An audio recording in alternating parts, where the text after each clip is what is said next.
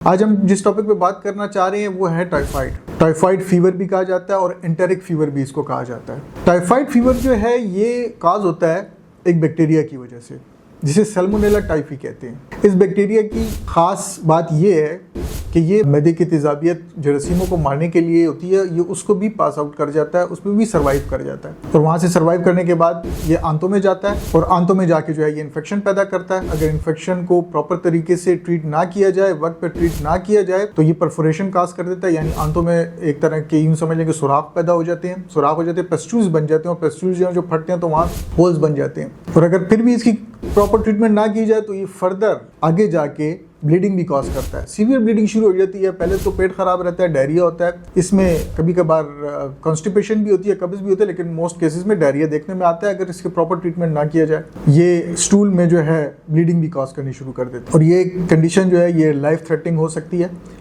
इसलिए इसका ट्रीटमेंट और बर वक्त ट्रीटमेंट जो होता है वो बहुत ज़रूरी होता है।